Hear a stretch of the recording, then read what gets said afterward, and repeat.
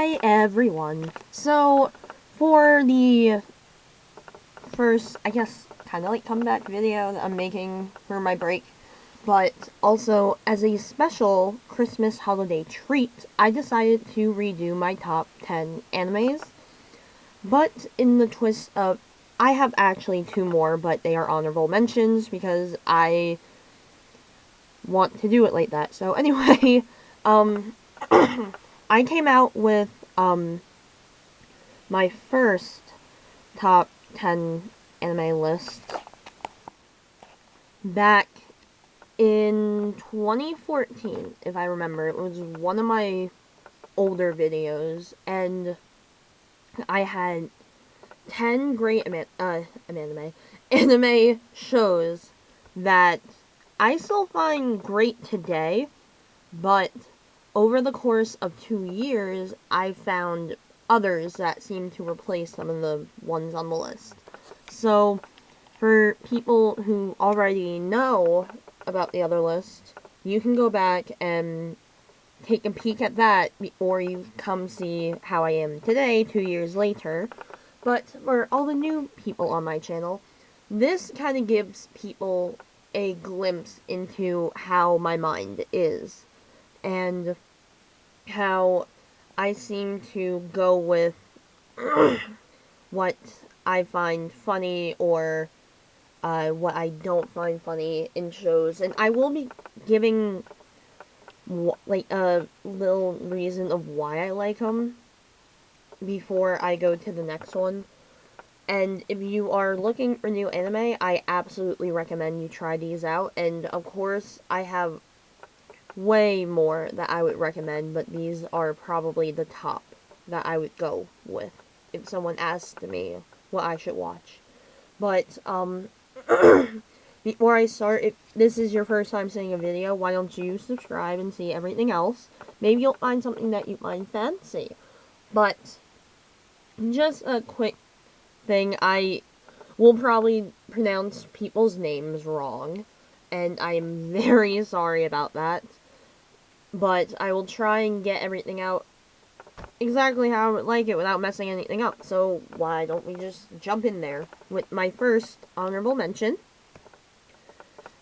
of Death Parade. This show came out 2015, in the winter season of 2015, and it by far is probably my favorite show of that year. And I mean, it does go up against other great shows, but in my personal opinion, it was probably one of the best, if not the best. And if you don't know what Death Parade is, it basically is two people who don't know each other end up down in a bar run by Decium, who is the bartender, and he tells them that the only way out is for you to play a game. And it's basically a show about people looking back on their lives, seeing the wrongs that they've done, while also trying to make bonds with all the new people that they come across with. But the show does have one interesting catch to it that, by the way, there may be small spoilers on this list, and if you don't want to hear the spoiler for this one, you can just go on to the next one. So, alright, so basically everyone who goes down there is already dead, and they don't know it, so they have to play for their lives if they want to make it out. But I really enjoyed the show, not because, like, this might sound a little bit wrong, but when it comes to anime, I find death shows interesting just because, since it is animated, they seem to bring a new creative side to that, but also the art design is amazing. Madhouse is a great studio.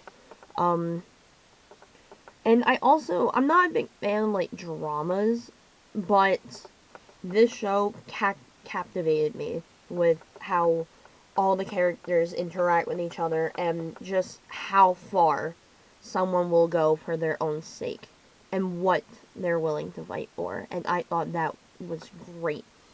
The show is now also in dubbed by Funimation, and it's a really short anime, 12 episodes, around there. So, if you like that kind of stuff, and there is also the side story of Death Billiards, which is a one shot, which is basically that came before Death Parade, and it made people want to create the show. So, if you like it, why don't you go check it out? It's on Funimation, or the DVD is now out, and I'm not trying to advertise for Funimation whatsoever, but it's something that you would want to have a copy of at the end of it. Next, for my honorable mention, it's also something that it's normally not my thing at all. I like, I have people that will probably tell you that when you have a situation like the next show does, it's something that I would never really get into, except for one element, which I will bring up. And the show is an 0.6. Now, this show, I don't remember when it came out. I will look it up as I talk. But this is a show that basically, it's hard for me to get into a manga that's already based off of something. But this show made me want to read the manga, and I'm at like a good majority kind of where it is. I just never continue it. But it's also based off of a novel, like in a short novel as well. So if you're interested in those things, I would suggest, if you really want a lot of information, to read the books. But wow, okay. This came out in 2011, and I thought it was older than that, since 2010 is the most memorable year in anime as far as my existence has gone, since there's a lot of good ones, and it's not surprising that this also came up the year after. But the show is basically about a boy named Shion, the one with the white hair. He lives in a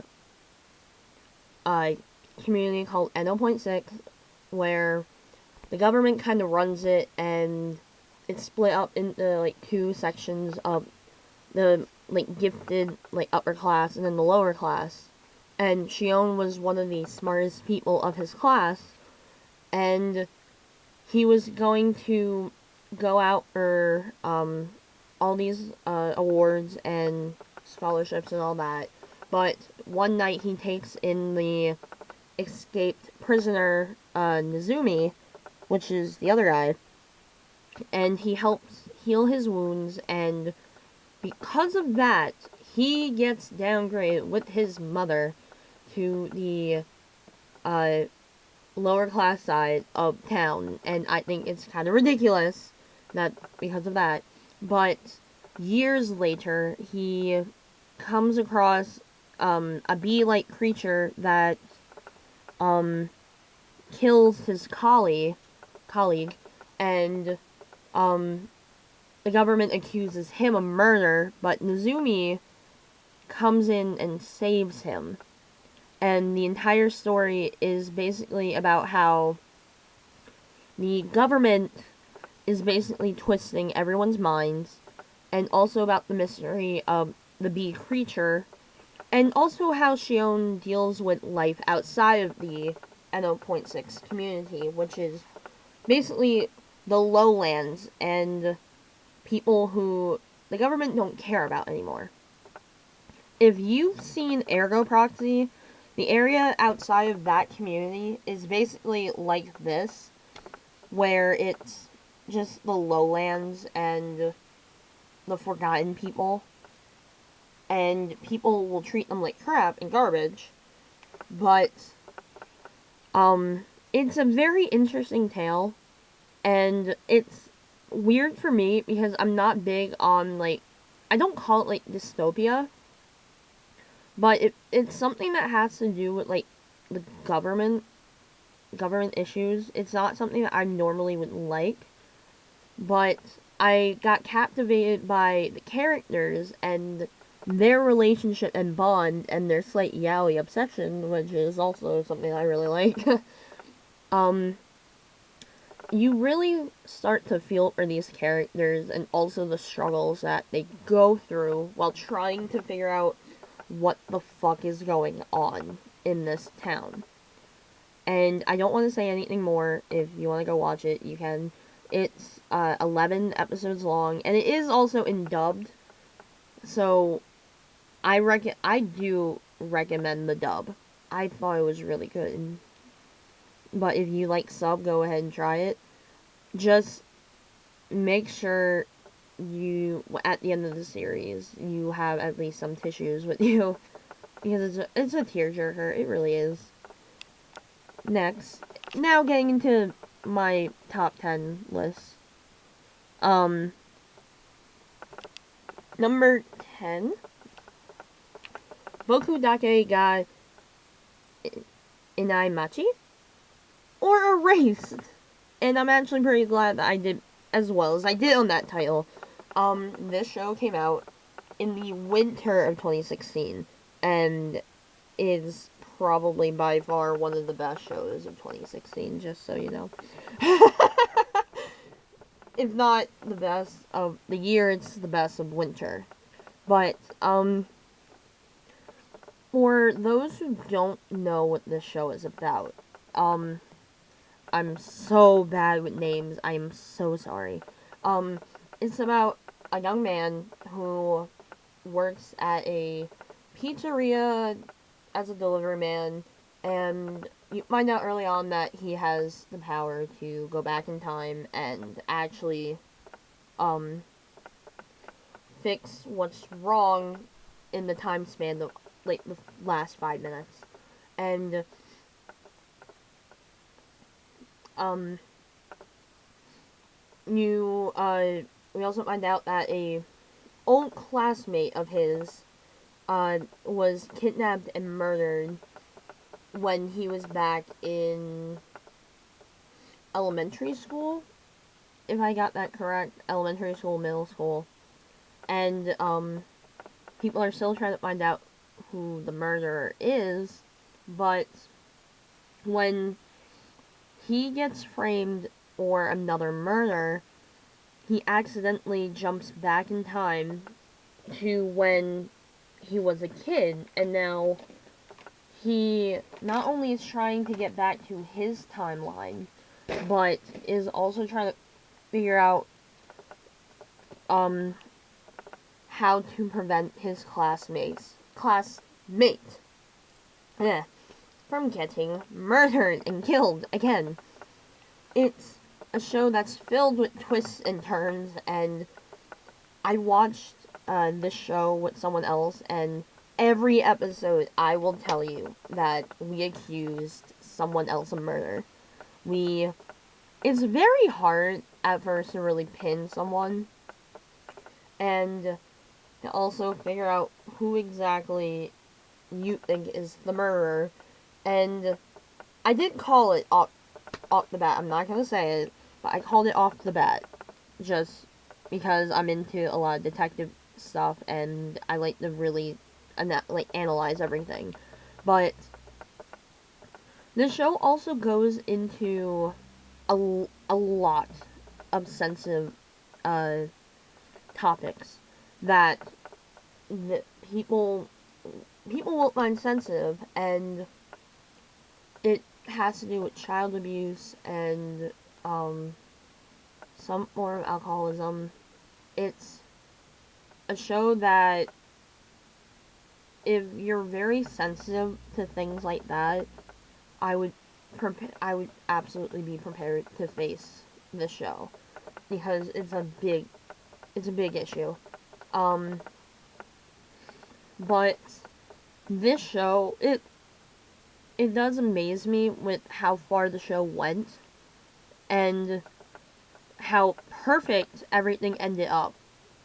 Because in a case like this, they could have easily just wrapped it up quickly and left some things out. No, they really made sure that every character had you got to find out what happened to every character, and that's what I love about a show is when the creators will be able to tell you that, oh, that side character, here's what happened with them. That's is something that I love. And also it has a weird ending with how people got paired up. I don't understand a little bit. Like, I don't really understand that much. But either way, it happened. And I suggest you watching this if you like mystery and all that. Next, Megan and Boo. And this, if I remember correctly, was on my other list. Absolutely was on my other list. And it might have been higher than it is right now. And, just really quickly, the picture I chose is someone pointing at a guy and it says, "You're a sometimes glasses wearer." And I find that hilarious because the show is about a group of men in an all-boys school.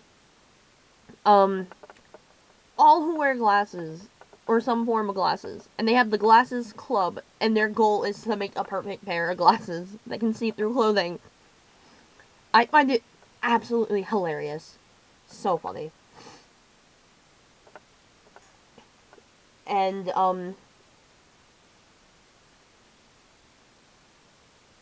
yeah, it's like the perfect pair of glasses, and they mess it up almost every single episode. They do not get the pair of glasses. But they also have a unique character, dynamic, where this is a good example of a show that you have characters that clearly argue with each other a lot. They are club members, they're in the group, or in the same class, they get along, but it's an example of a show where people follow one character because of either good deeds or good personality or some type of enthusiasm, and they are willing to do anything to help him out. And same thing goes for like the council of the group of the show, where the council they like the counselor and they want to do everything to help him out, even though they're jerks to one another. I find it very, very cute and adorable about how far these two groups will go for each other and for everyone else in their group. It's a weird topic because for people who wear glasses, you will absolutely understand the issues of the show. Because they go into a lot of issues that people with glasses have. Fogging up, broken pair, losing your pair. And they like to poke fun at a lot of things like that. Like, one of my favorite episodes is they have their own take on Jumanji, but instead of, like, all these, like, vines or creatures like that, every issue they face has to do something with glasses, and it's so funny. I absolutely, if you need something to cheer you up, and you want to look at cute boys going over a issue like this, where they can be dumb, but at the same time, by the end of the show, you will see, there is, like, the main character has, like, a younger brother, and by the time you get to the end of the show, you will see just how far that brotherly bond will go. And it is amazing about how, because at first I'm like, man, this is a little bit dumb. But the way that they portray everything, the dumbness that you feel from the show, is just flat out funny. And I absolutely, if you want to laugh, watch this. It's about 12 episodes, 13 episodes long. It's only in sub right now. I don't ever know if they will have a dub. If they have a dub, I would laugh so hard. I'm trying not to laugh because I just find this show so adorable and cute. And, oh man, okay. Now I'm just a little bit embarrassed. But anyway, let's move on to number 8, which is Fairy Tail, and I have to now explain myself for Fairy Tail. I had this on my list before, and this has always been on my list, but my my feel towards the show has absolutely changed. I have seen all of the original Fairy Tail.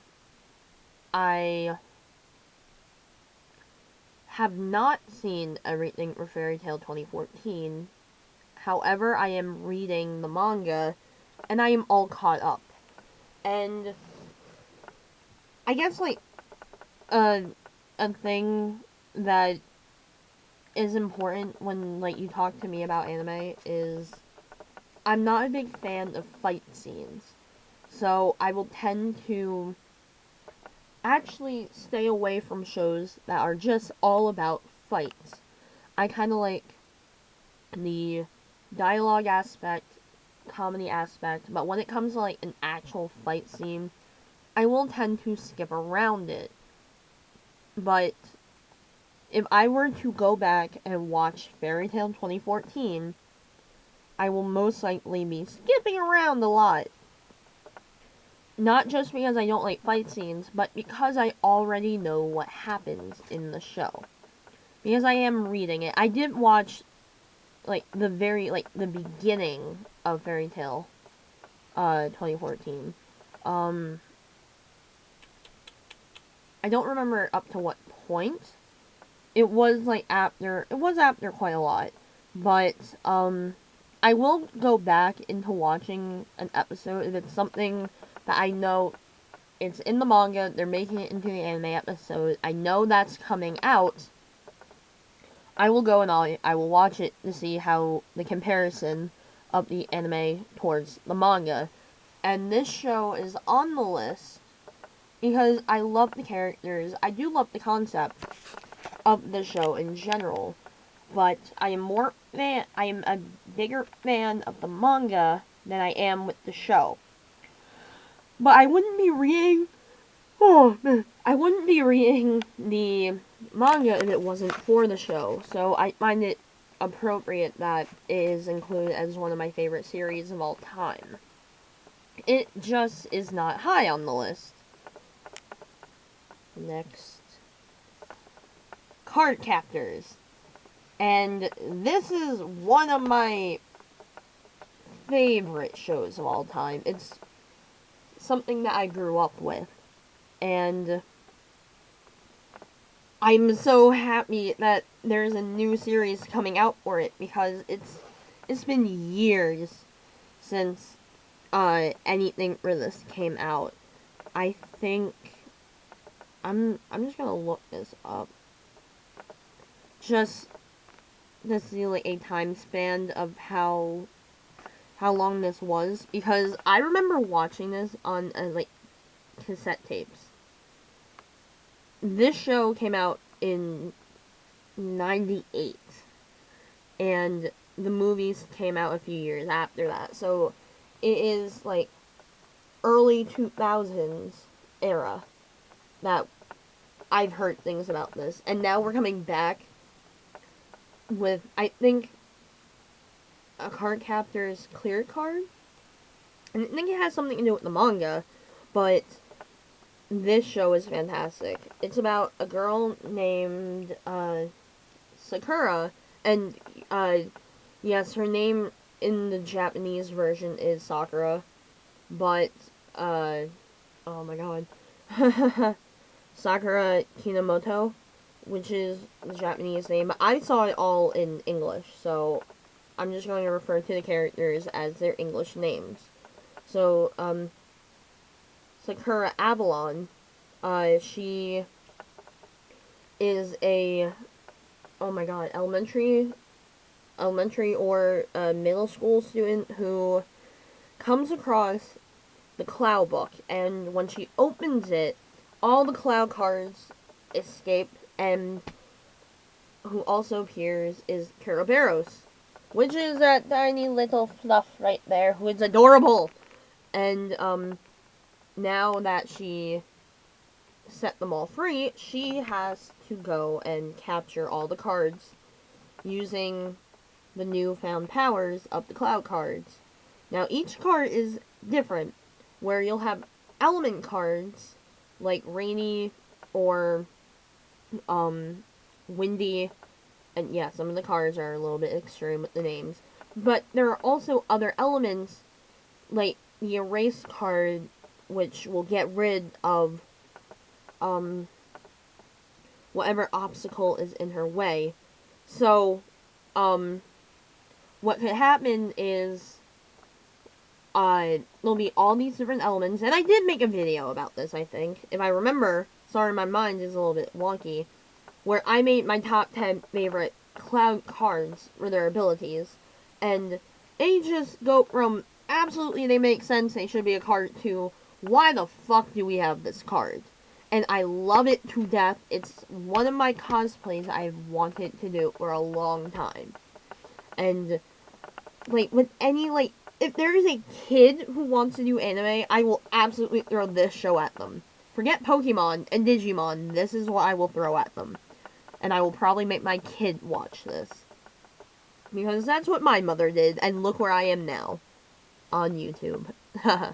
so, so anyway, number 6 is the Naropa Sama franchise, and I'm about to go back into that bubbly voice that I was doing for Megan the Boo, just because this is a show that, not a show, this is a series that has turned my life upside down since I first saw the series.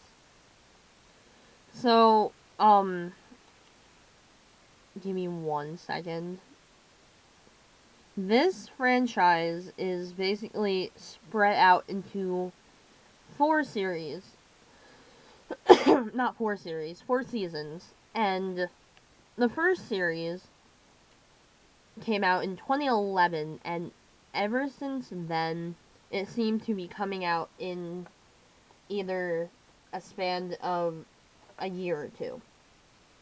Because that's why I had to wait for season 3 and season 4. Season 4 is about to end. They have 1 more episode left, and I don't know if they're gonna have another season. If they do, I will absolutely be on that bandwagon. But I do not believe they can go any more after 5.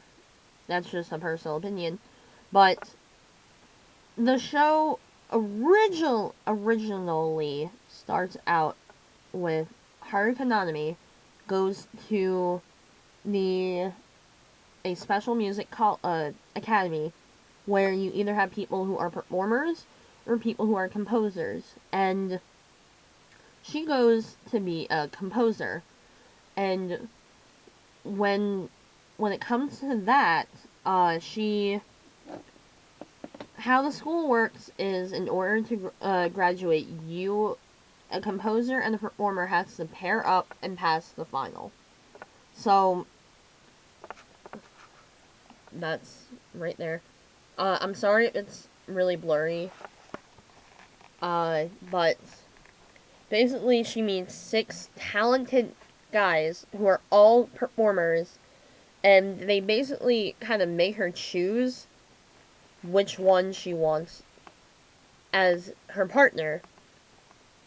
And then we move, in this case, I do have to spoil a little bit, where she kind of cheats and goes with all of them, and now they're a band, or they're a group, and she's their composer.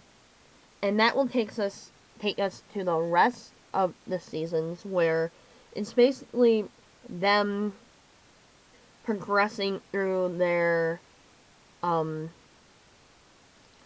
god, not, career, that's it, I forgot career for a second. It's basically going through their careers of how they actually progress over time, and as we go through, we are met with, now in season 4, we're met with two other groups that kind of they're going up against, and it's like a singing competition. Haha. So it's very exciting and all the songs are great. They're fantastic. Just about every episode, someone gets their own song. The only person, I believe, I could be absolutely wrong, and I might absolutely be wrong, but I think the only person that doesn't get a song is Haruka, because she's the composer. But I think she does actually sing at one point in season 2 somewhere. I don't remember where, but I believe it's somewhere in there. But if you like and I also am not a big fan of music anime, even though I love music to death. Music anime just kind of throws me off. Just I don't know what it is, but there's something about music anime that I'm not a big fan of. So, to be a fan of like a franchise dedicated to music is fantastic, in my opinion. But I mean, it also works out because I was a singer in choir, so there we go. But I would absolutely suggest that if you like music, cute boys, romance, harem, and you like to see some struggling, I would watch this. Because it does actually help you if you want to be in a music career. You do kind of see what kind of struggles they have to go through and deal with just to keep what they have going. Sorry, I'm just, when it comes to this series, I think this show really helped explore what kind of image, or not image, but what kind of thing that I want to deal with when it comes to anime, just because it really expanded my horizon on different kinds of shows that you can have. So, yeah, I give a lot of credit to the show, but I do believe that this is one of those shows that I give a lot of thanks to because of the fact that it brought me out of my shell, and because things like this I do get very embarrassed over, just because in my opinion it's a girly show. It it just, it's like something that it's just embarrassing for some reason. Because I find it like really adorable, though it makes me act really embarrassing. And it's something that I would only watch by myself, but because of it, and because I actually now have people who know what the show is, they also help me come out a little bit more and be more be more out there about me liking anime, because I used to really hide that fact. So I will say a lot of shows does actually help with me coming out to more people about liking anime. And that's why like I hold this show up to like a high thing, because it did help me out. It really did. Also, sorry if it sounds a little bit weird halfway through the explanation. I did have to go tend to something really quickly. So, but anyway, let's continue, because now we're halfway. Number 5, Tanaka-kun wa Itsumo Kataragun. I messed the last word up really badly. Sorry, but, this show came out in 2016, spring, I believe, and it's one of those shows that, for me, if I feel absolutely down, and I need something to help cheer me up, this was the show that did it for me. It's so lighthearted, and the antics are really crazy, but at the same time, it's very relatable in some senses, where they'll go through situations where, I'm trying to think of an example, like things that the main character doesn't want to do, and in your mind it's like, oh, you know what? I feel the same way. It's very relatable, but at the same time, there are some instances where I'm like, what the hell is going on? And I will guarantee you, I know that I've done this. This is one of the only shows where every episode I have gone, every time they showed the school that they go to, I say, man, I want to go there. Man, I wish I was there. I want that to be my school. I said that every single episode because I somehow forgot how the school was in every single episode. And every time you see the school, you always forget about like an element, and it's like, what the hell? It's one of the most amazing schools I have ever seen in an anime, and I love it to death. But anyway, back to the actual show. The situations the characters deal with and the actual bonding experience of every character is also very relatable. And it's basically kind of like a high school life, except for the fact that some of the antics are way more over the top than what a normal high school would be. Especially since there were bears in one episode for some reason. Ugh. Anyway, I absolutely recommend this for anyone who wants to sit back and relax and also wants to laugh their ass off. Next, Wakusen! And this came out in either 2004 or 2007. I always forget the year. But anyway, this is probably one of the older shows on this list, but at the same time, it's one of the newer ones that I have added to my list because I saw this. Oh my god, when did I see this? I think that I saw this back last winter, and I found it accidentally, and I'm like, I have to watch this. And it's basically about a young woman, Yakumi, who is a Yakuza, not like a boss, but she's going to be boss.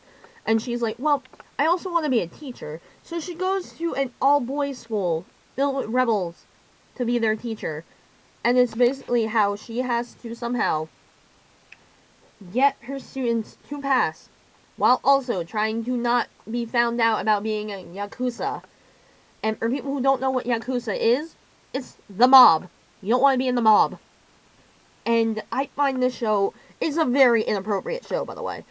I found that out because I accidentally submitted it for an anime club thing, and I got told I'm not allowed to show anything for the rest of that year. So, oops on my part. But either way, this show it's very, very funny. For 13 episodes, it's short, and it does leave something to be desired at the end. But this is a show that made me go back and read the manga. I'm not done with it yet, but it does tell you what happens after the anime.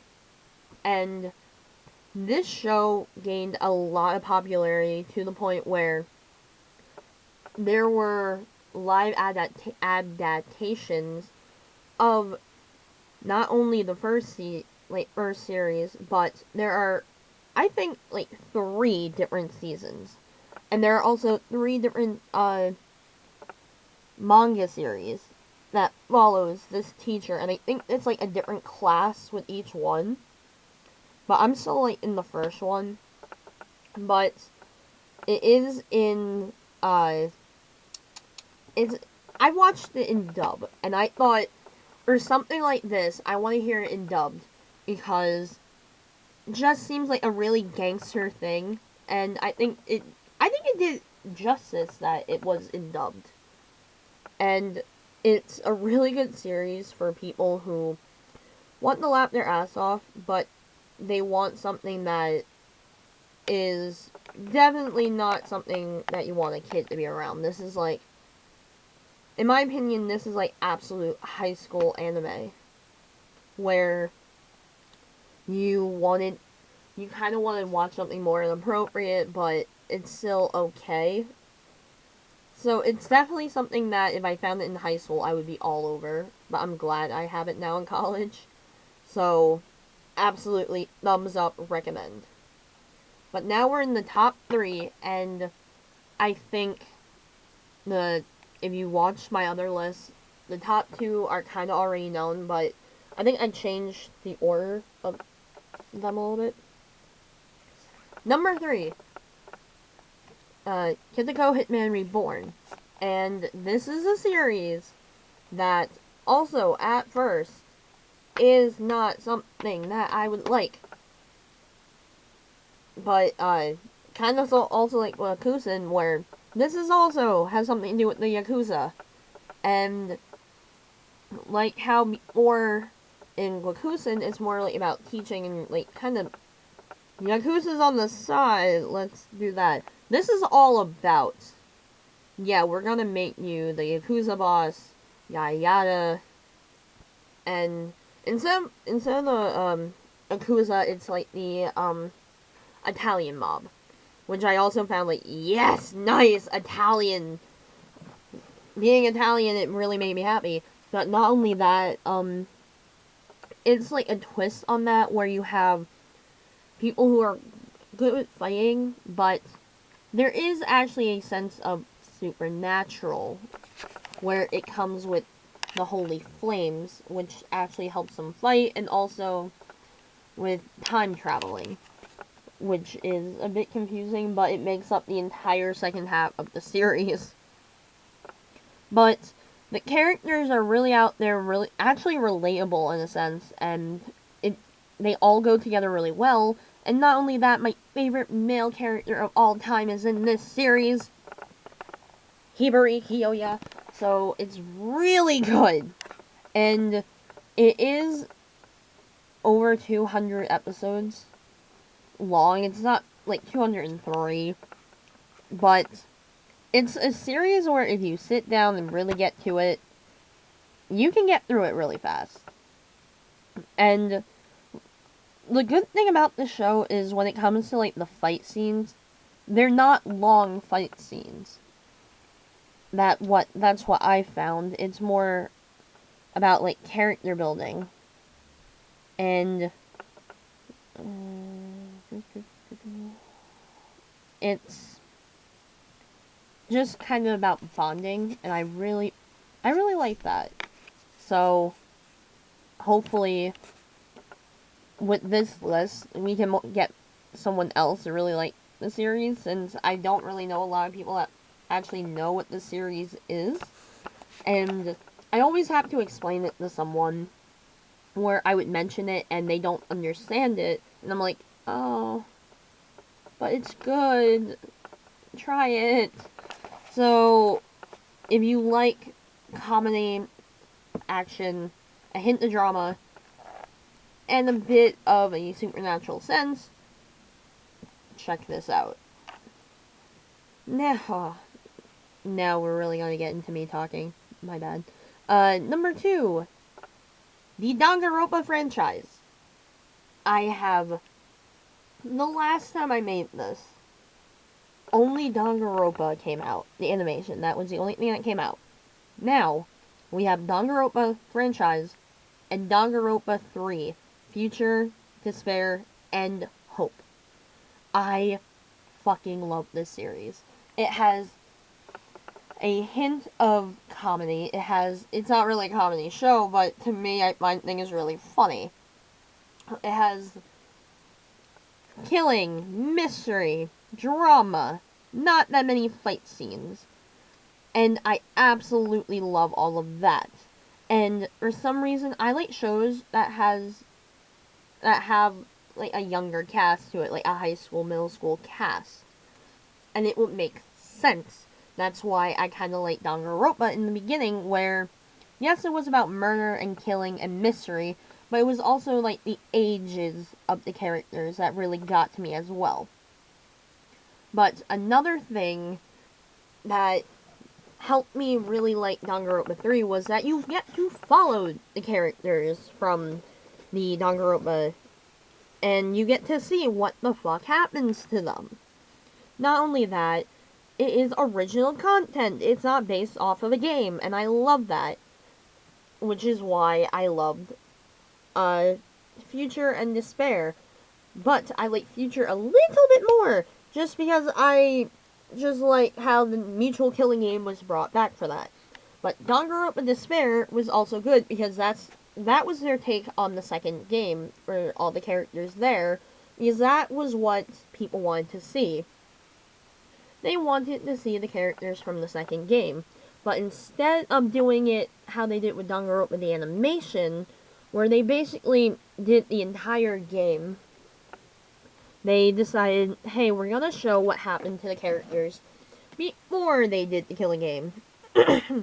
Which is really good as a good sense of backstory, but at the same time, that was not something that people wanted. We wanted to see them actually go through what the game had. And I'm still kind of hoping that they do something like that, where they probably do that, but we don't know anymore if they will actually do it, because they claim that this is like the end to the original cast of characters. But it doesn't mean that Despair holds back from having a potential for doing another show. Going through all, like, everything, this is probably the most anticipated show for me throughout all of 2016, because I found out and I was like, yes! And I loved it. Not only, like, 2016 was, like, really good for shows that I've been waiting on, and they finally come out with stuff for it, and I'm like, yes! So, Danganronpa, absolutely a yes in my book for shows that I will recommend. I have it on DVD. I will buy Naropa 3 on DVD when it comes out. I have all the games except the brand new one, because it's not in English yet. So this is like, yes, on my bandwagon. But yet, I talk like this, what could beat this show? What is it that made me put this series second? That would be Hellgirl. And what I like about Hellgirl is that I think this series brought me into the horror franchise of anime, where it's one of my bigger genres, where I like horror and gore and all that and murder and blah blah blah blah blah, and also things to do with teenagers and killing each other. There we go, because this show brought that out first. So this series has a lot to do with questioning society, and also what you would do to have revenge. And I like the concept of something like that, where everything does not last for more than one episode. If it does, then it's near the end of the season, and it has, like, a little more important details. However, I'm mainly focused on season 1, because I haven't seen season 3. I've seen season 2, but I'm not a big fan of season 2. But what I liked about Hellgirl is absolutely back in season 1, where they really touch base on the system of Hellgirl, where you go online and you basically go and put in a name of someone that you want to be taken care of because they did something wrong. And the whole premise is, we'll take care of your problem, but the thing is, you're also gonna have to deal with the consequences of going to hell like your person. So, I find it interesting that you have a show that basically it focuses a lot on teenage characters, which I find as a really, you're going to do this? Because it really shows what teenagers would do in a case like that, and it started off as like a teenage rumor, turned out as to now it's happening like this.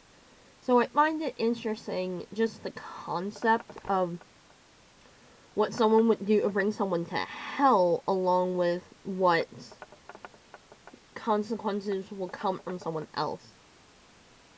And Danganronpa and Hellgirl are very close as to like which one would be my favorite, which one is my second. And I will say there are times where they switch back and forth from being second to favorite, favorite to second. But Hellgirl does take the spot because it introduced me to a lot of the shows with genres that I didn't really see could be in anime as much as I thought it would. So that's why I give so much credit to the show. And I don't know what would have happened if I never saw this show on Netflix, when it was on Netflix.